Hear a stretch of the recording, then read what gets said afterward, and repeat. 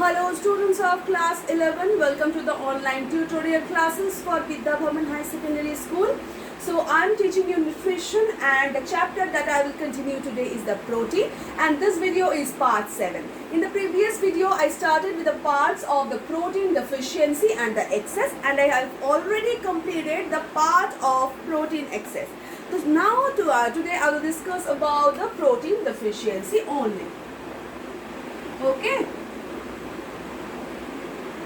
So, deficiency of any nutrient can lead to any dangerous disease, that you know, as the protein is a proximal nutrient, so it should be in deficient amount, so it can lead to some common problems, and also very important problems are happening due to the deficiency of the protein.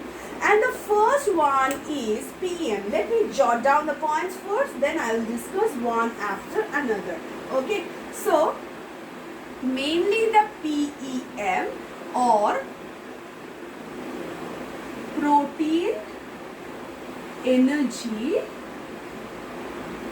malnutrition.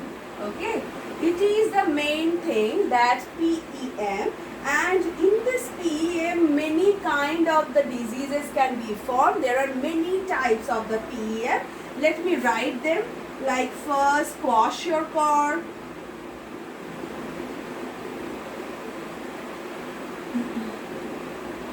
marasmus, then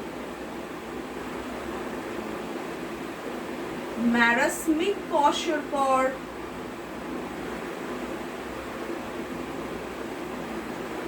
then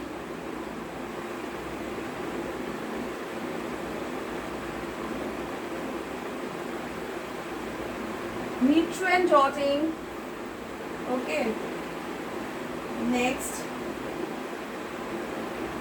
underweight.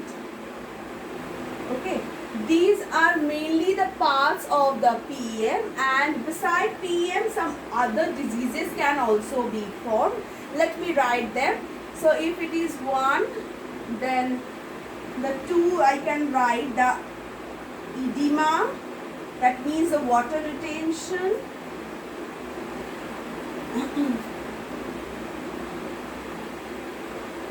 Improper pH balance, improper pH balance. Okay, these are all related to the functions of the protein. That you can understand it very easily, that the functions of the protein, the part of the functions of the protein, the parts that you have discovered and that you have learned, these all are in this deficiency, but in a other way. Like if the things proteins we can't consume properly of the, or if we have the deficiency of the protein, the functions will not happen. So these are the results of the deficiency of the protein. So if you just use your mind while reading, then if you can understand it and memorize it very easily.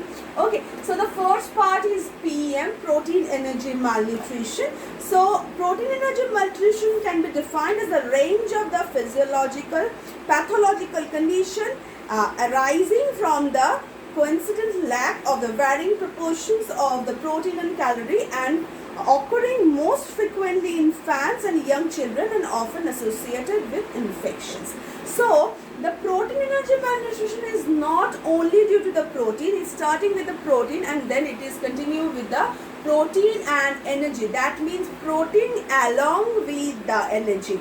Okay, the whole deficiency can be happen, and it can lead to the death too. Okay, so there are many kind of it, or it can be seen in mainly of the young children or the infants.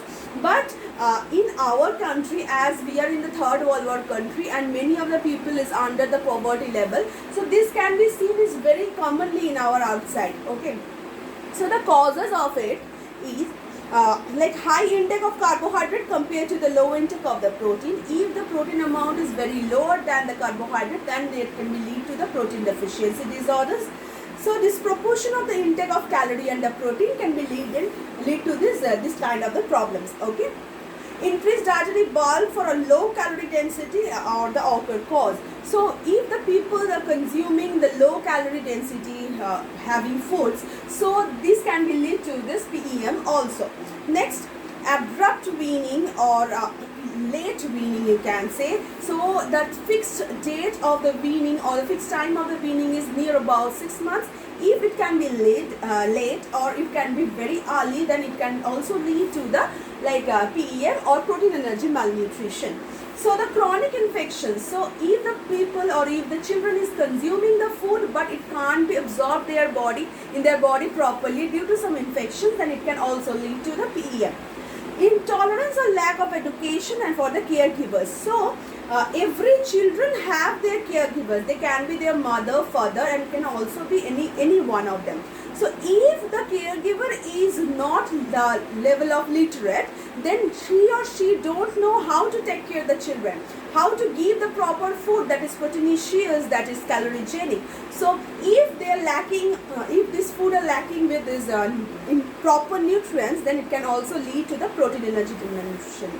Socioeconomic and religious factors. So we also have in the 21st century, we also still have some of the myths, some of the religious views, and we have to keep in mind that, and then we have to go forward. So if these taboos are very conservative and very problematic, if the child needed the protein but the religious views can't support it, then it can also lead to the protein energy malnutrition. Okay, so these are the main cause of the protein energy malnutrition. So now I will start with the kwashiorkor. So what is the kwashiorkor? It is referred to the condition of the deficiency, obviously, the protein deficiency. The condition is marked by edema, especially in the face and the lower limb. What is the edema? Edema is the water retention, where it can be seen only the face and the lower limbs. And other symptoms is anorexia, like diarrhea, apathy, dermatitis, flaky, painy appearance, like skin problems, the hair can be easily plucked out. These things are very common problem. Angular stomatitis, that means the rashes on this part, on the corner of your lips, and the glossitis, the problems in the, or the rashes or the ulcerations in your tongue. Chillosis, anemia, the failure to thrive, these all are the very common problems of the kwashiorkor. It can be seen in the young adult, young children, young infants. Okay. The next is marasmus. Marasmus involves severe muscle wasting and loss of weight. So the water is unable to gain weight and look extremely emaciated. Like the baby is now don't want to walk, don't want to play. They just sitting in one side, and it is very very low. Okay, every time he or she will be very low and very irritable, and also the freckles of the apathy is very common. They can be cry all over, and the diarrhea, it can be frequent also. Many times they are very hungry, and sometimes they are already some anorexic also. So there's a different type of the thing, the contradictory thing can be seen in this part. So there are little or no subcutaneous fat, or the temperature is not so much normal, as the protein and the muscle wasting is happening is very commonly. So the temperature, normal temperature can be lacking also, and sometimes this subcutaneous fat can be missing. Okay, the muscles are weak, and after trophic acid stools, this watery diarrhea is very common. Okay, so these are the symptoms of the marasmus. In the next video, I will discuss about the rest 4 and the other deficiency problems with you. Till then, thank you.